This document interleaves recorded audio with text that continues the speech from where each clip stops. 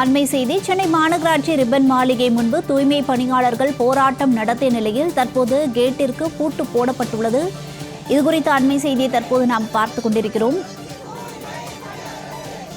போராட்டமானது தற்போது பின்பக்கம் நடைபெற்று வரக்கூடிய சூழலில் முன்பக்க கேட்டிற்கு பூட்டு போடப்பட்டுள்ளது. சென்னை மாநகராட்சி ரிப்பன் மாளிகை முன்பு தற்போது தூய்மை பணியாளர்கள் போராட்டத்தை முன்னெடுத்துள்ளனர். சென்னை மாநகராட்சியின் முன்பக்க கேட்டுக்கு பூட்டு போடப்பட்டதால் பின்பக்கத்தில் அமர்ந்து தற்போது தூய்மை பணியாளர்கள் போராட்டத்தில் ஈடுபட்டு வருகின்றனர். இதுகுறித்த அண்மை செய்தியை தற்போது நாம் பார்த்துக் கொண்டிருக்கிறோம். கூடுதல் விவரங்களுடன் இணைகிறார் நமது செய்தியாளர் குணசுந்தரி. குணசுந்தரி, தற்போது அங்கு இருக்கக்கூடிய சூழல் என விரிவான விவரங்களை பதிவிடுங்க. வணக்கம். தற்பொழுது சென்னை மாநகராட்சி அலுவலகம் முன்பு ரிப்பன் மாளிகை, அதாவது ரிப்பன் மாளிகை முன்பு மண்டலம் 4, 7 மற்றும் 8 மண்டலங்களை சேர்ந்த 200க்கும் மேற்பட்ட தூய்மை பணியாளர்கள் தற்பொழுது போராட்டத்தில் ஈடுபட்டு வருகின்றனர். குறிப்பாக சில மணி நேரத்திற்கு முன்னதாக சென்னை அதாவது ரிப்பன் மாளிகை முன்பு இந்த போராட்டத்தை முன்னெடுத்தவர்கள் பேரணியாக வந்து தற்பொழுது ரிப்பன் மாளிகைக்கு பின்புறம் அமர்ந்து இந்த போராட்டத்தை முன்னெடுத்து வருகிறார்கள். குறிப்பாக இவர்கள் பல்வேறு முக்கிய கோரிக்கைகளை முன்வைத்து இந்த போராட்டத்தில் ஈடுபட்டு வருகிறார்கள். பணி நிரந்தரம் செய்யப்பட வேண்டும், அதே போன்று ரிப்பன் மாளிகை பகுதியில் ஒரு அலுவலகம் அமைத்து தர வேண்டும், 832 ரூபாய் என்பது நாள் கூலியாக வழங்கப்பட வேண்டும் உள்ளிட்ட பல்வேறு கோரிக்கைகளை முன்வைத்து இந்த போராட்டத்தை முன்னெடுத்திருக்கிறார்கள்.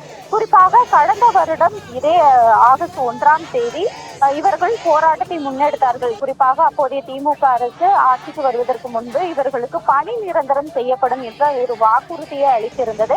ஆனால் ஆட்சிக்கு வந்த பிறகும் பணி நிரந்தரம் இவர்களுக்கு செய்யப்படவில்லை என்பதற்காக கடந்த வருடம் இதே நாளன்று போராட்டத்தை முன்னெடுத்தார்கள். பணி நிரந்தரம் செய்யப்பட வேண்டும், அதே போன்று தூய்மை பணியாளர்களை தனியார் மயம் ஆக்கக்கூடாது என்ற அந்த கோரிக்கையை முன்வைத்து தொடர்ந்து 13 நாட்கள் போராட்டத்தை முன்னெடுத்திருந்தார்கள்.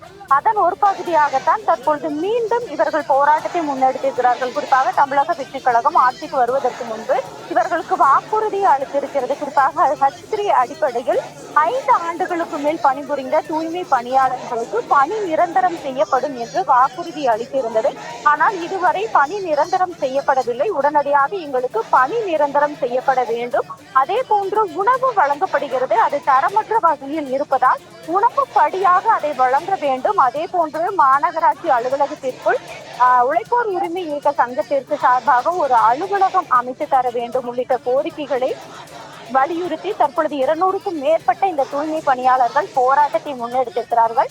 போராட்டத்தை முன்னெடுத்து இவர்கள் நடத்தி வரும் சூழலில் தற்பொழுது அமைச்சர் ஆதவ் அர்ஜுனா தொலைபேசி வாயிலாக இவர்களுக்கு பேசி இருக்கிறார். குறிப்பாக சிறிது காலம் அவகாசம் கொடுங்கள், உங்களுக்காக நாங்கள் பேசிட்டு உங்களுக்கான பதிலை கூறுகிறோம், சிறிது காலம் அவகாசம் கொடுங்கள் என்று கோரியிருக்கிறார். இந்நிலையில் தான் தற்பொழுது இவர்கள் போராட்டத்தில் பல்வேறு முக்கிய கருத்துக்களை முன்வைக்கிறார்கள். குறிப்பாக கடந்த காலங்களில் போராட்டத்தில் ஈடுபடும் பொழுது இப்போது அமைச்சர்களாக இருக்கக்கூடிய ஆதவ் அர்ஜுனாவாகட்டும் அல்லது ராஜ்மோகன், அதே போன்று என் ஆனந்த் உள்ளிட்டோரும் எங்கள் போராட்டங்களில் கடந்த காலங்களில் பங்கேற்றார்கள்.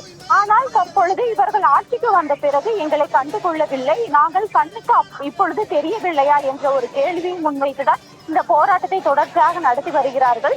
குறிப்பாக இவர்கள் பல்வேறு முக்கிய கருத்துக்களையும் தெரிவித்திருக்கிறார்கள்.